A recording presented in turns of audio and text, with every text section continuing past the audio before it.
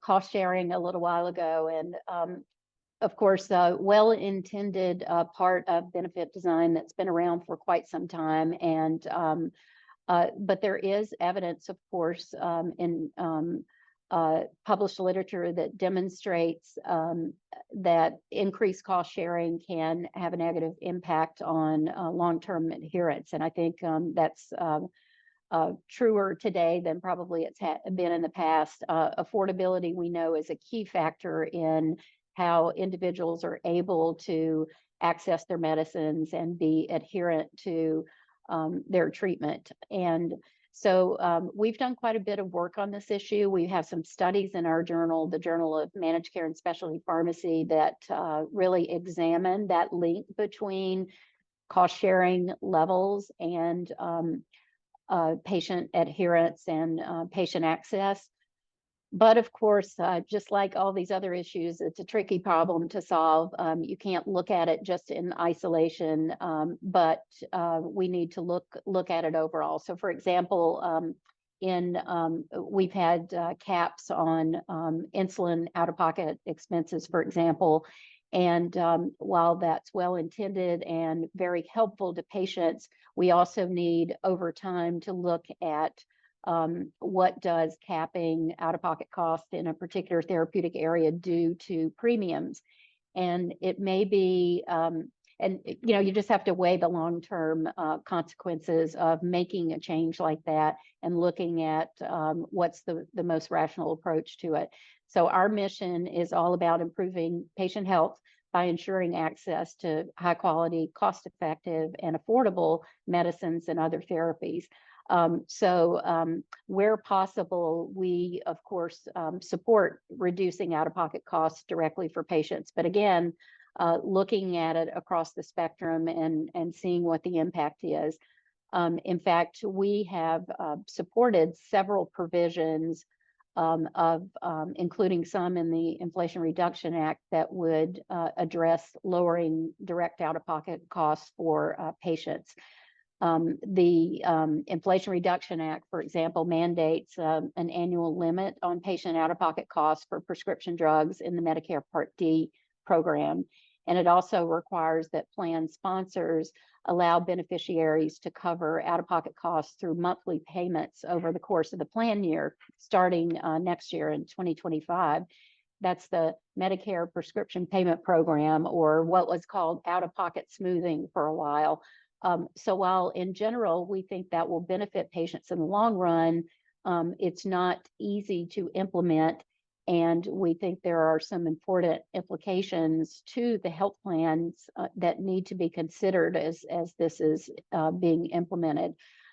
So certainly lowering out-of-pocket costs for patients is important, keeping in mind the impact on premiums overall and kind of balancing that, and then instituting provisions that make that out-of-pocket cost less impactful on patients at the point of sale, such as the Medicare Prescription Payment Program, are all important policy changes that could benefit patients in the long run.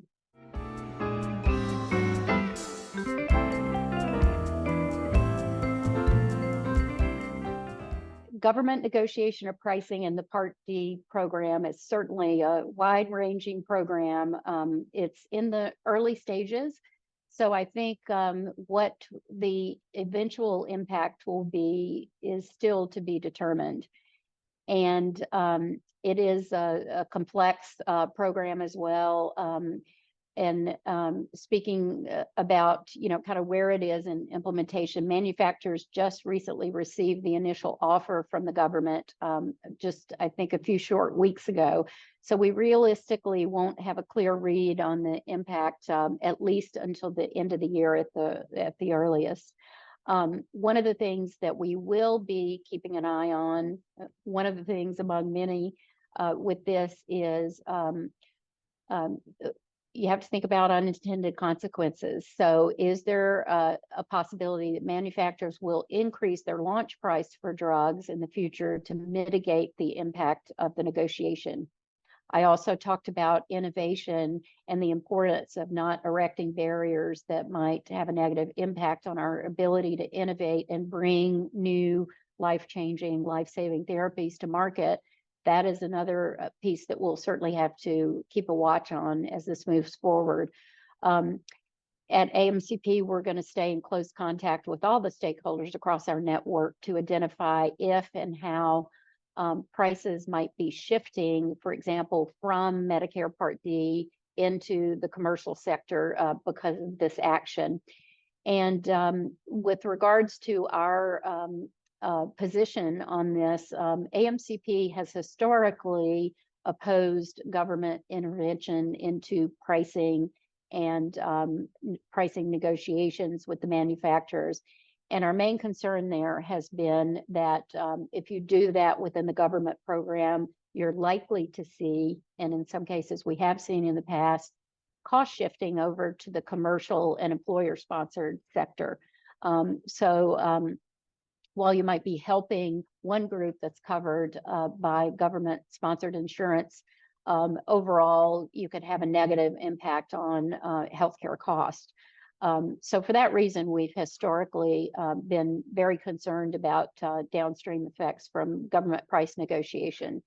And again, we'll be keeping a close watch on this. At AMCP, we've done a tremendous amount of work trying to provide our members with education, resources, and also providing insights to CMS throughout the implementation that based on what we're hearing from our members. So we will continue to be very active on all aspects of the Inflation Reduction Act and its impact moving forward.